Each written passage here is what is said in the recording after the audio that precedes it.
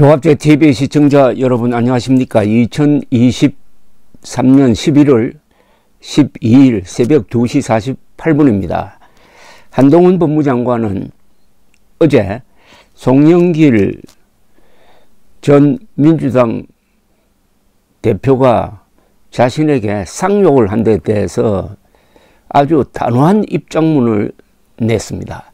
송영길 전 대표가 대표하는 이른바 운동권, 좌익 운동권에 대한 경고도 규탄도 포함한 입장문은 어떻게 보면 이거 역사적 의미가 있습니다. 법무장관이 한국의 기득권층을 형성하는 좌익 운동권에 대한 입장을 밝힌 것으로 본다면은 이 문서는 역사적 의미가 있다, 이런 뜻입니다. 송영길 전 더불어민주당 대표는 한동훈 장관을 지칭하면서 건방진 놈, 어린 놈, 물병을 머리에 던지고 싶다고 한 데 대해서 고압적이고 시대착오적인 혐오 스피치라고 했습니다. 혐오 스피치는 영어로는 헤이트 스피치를 번역한 것인데, 한 장관은 입장문에서 송 전 대표 60세 정도 된 분이라면서 대한민국의 60세이신 국민들은 산업화와 민주화의 역사를 이끌어온 분들이고 지금도 이 사회의 중추적 현역 생활인으로서 사회에 기여하고 가족을 지키는 역할을 한다면서 한 장관은 부패한 일부 운동권을 송영길 전 대표 같은 사람들이라고 지칭하고 작심 비판을 펼쳤습니다. 한 장관은 송 전 대표 같은 사람들이 어릴 때 운동권 했다는 것 하나로 사회에 생산적인 기여도 별로 없이 그 후 자그마치 수십 년간 자기 손으로 돈 벌고 열심히 사는 대부분의 시민 위에 도덕적으로 군림하여 이번 혐오 스피치 발언에서처럼 고압적이고 시대착오적인 생각으로 대한민국 정치를 수십 년간 후지게 만들었다고 했습니다. 이건 완전히 단죄물입니다. 이어서 한 장관은 송영길 전 대표 같은 사람들이 이번 돈봉투 수사나 과거 불법 자금 처벌 말고도 입에 올리기도 추잡한 추문들에도 불구하고 마치 자기들이 도덕적으로 우월한 척하며 국민들을 가르치려 들고 있다고 했는데, 이 말은 운동권 출신과 관련한 각종 성추문을 겨냥한 것으로 해석이 됩니다.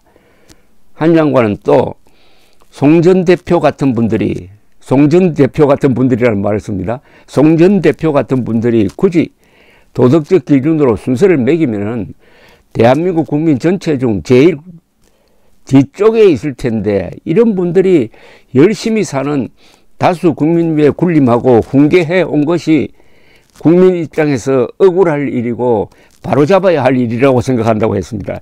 이거는 지금까지 어떤 공직자도 하지 못한 발언입니다. 그래서 제가 이거 역사적 의미가 있다는 겁니다. 도덕적으로 제일 낙후된 사람들이 도덕적으로 제일 우수하다는 입장을 취하면서 대한민국에서 특권적 자리를 누려온 것이 국민 입장에서는 참 억울하다는 이야기입니다.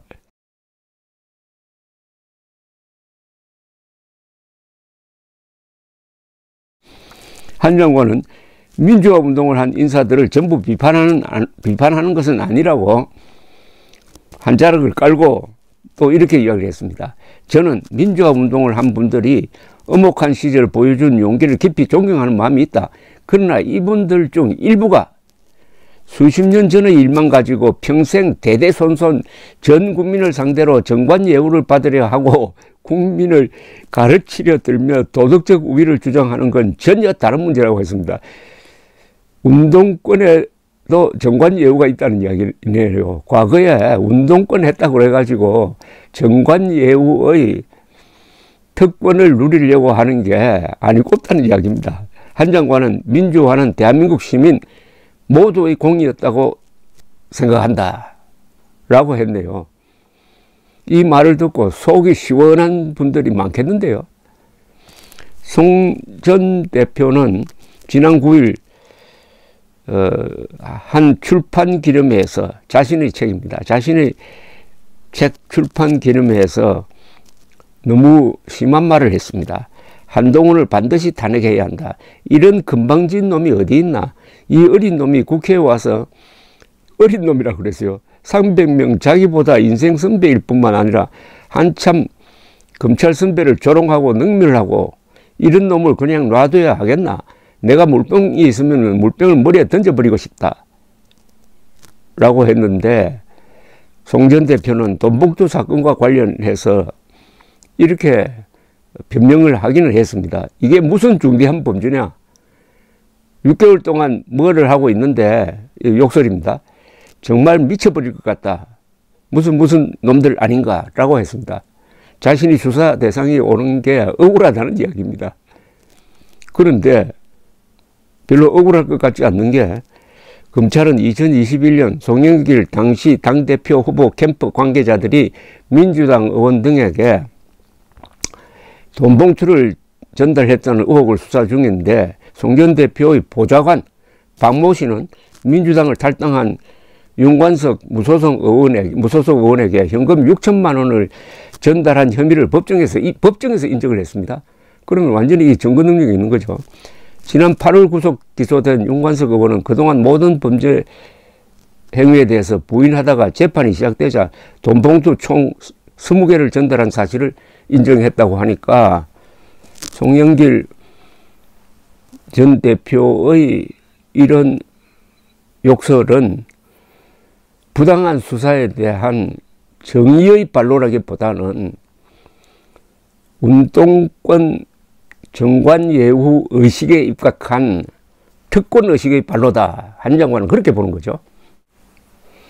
한동훈 장관이 낸 입장문을 요약하면은, 송영길로 대표되는 일부 운동권 출신들의 오만방자한 행동은 그 자체로서 국민에 대한 모독이다. 민주화는 국민 전체가 이룬 건데 일부 운동권이 자신들의 역할을 과대포장해가지고 수십 년 동안 그것 하나를 가지고 정관예우를 받고 있다. 이들은 도덕적으로도 타락한 존재들인데 감히 국민들 위해서 이래라 저래라 할 수 있느냐. 국민들이 참 억울하다. 그동안 국민들이 성실하게 민주화 산업화에 공을 들였는데 이 일부 송영길 같은 부패 운동권이 그 공을 독식해가지고 1, 2년도 아니고 수십 년 동안 해먹고 있다. 이런 이야기입니다. 그래서 제가 한동훈 장관의 이 입장문은 역사적 의미가 있다는 겁니다. 왜냐하면 이게 일종의 공문서입니다. 장관이라는 공직자가 한 이야기니까요. 그렇다면은 저는 내년 총선이 부패 운동권 심판, 국회를 장악한 국회 독재를 펼치고 있는 부패 가짜 민주 운동권 세력을 심판하는 선거로서 역사적인 의미를 설정해가지고 국민들의 선택을 요구하는 게 맞지 않느냐 하는 생각이 듭니다. 그러려면은 국민의힘이나 윤석열 정부는 현재 국회에서 일어나고 있는 사태를 민주당에 의한 국회 독재다. 내년 총선은 독재 타도다. 이렇게 개념 설정을 하는 게 가장 훌륭한 총선 전략이 아닐까요? 감사합니다.